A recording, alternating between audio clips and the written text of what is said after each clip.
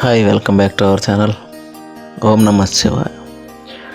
ఒకప్పుడు సృష్టి మొదలైన రోజులలో ఈ లోకంలో అధర్మం పెరిగిపోయింది. మనుషుల హృదయాలు కఠినమయ్యాయి. బాధ, దుఃఖం, అజ్ఞానం అన్నీ కలిసి ప్రపంచాన్ని నింపేశాయి. ఈ లోక స్థితిని చూసిన పరమశివుడు అత్యంత కరుణతో ఆలోచించాడు. నా పిల్లలు ఎంత బాధలో ఉన్నారా అని అనుకొని శివుడు తపస్సులో కూర్చున్నాడు.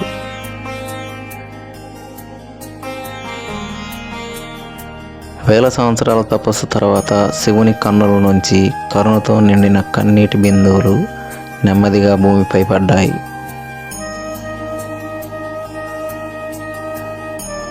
ఆ కన్నీటి బిందువులు భూమిని తాకగానే పవిత్ర వృక్షాలుగా మారాయి. అవే రుద్రాక్ష వృక్షాలు.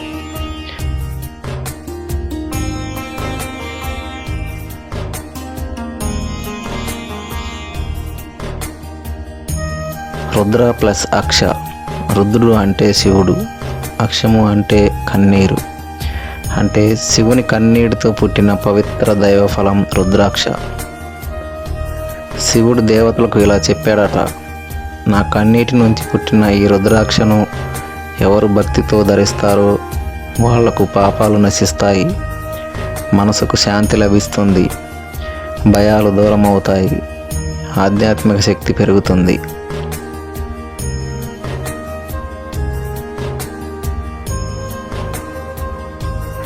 అందుకే ఋషులు, యోగులు, భక్తులు రుద్రాక్షను మెడలో, చేతిలో భక్తితో ధరిస్తారు. రుద్రాక్ష మనసును ప్రశాంతంగా ఉంచుతుంది, చెడును దూరం చేస్తుంది, ధ్యానంలో ఏకాగ్రతను పెంచుతుంది, శివుని ఆశీస్సులను అందిస్తుంది. భక్తితో ధరించిన రుద్రాక్ష శివుడు మన దగ్గరే ఉన్నట్టు అనుభూతిని ఇస్తుంది. కాబట్టి భక్తులారా, రుద్రాక్ష కేవలం గింజ కాదు, అది శివుని కరుణకు ప్రతీక. భక్తితో ధరించండి, శివుని నామం జపించండి. మీ జీవితంలో శాంతి, ఆనందం, శివకృప స్వయంగా వస్తాయి. ఓం నమః శివాయ.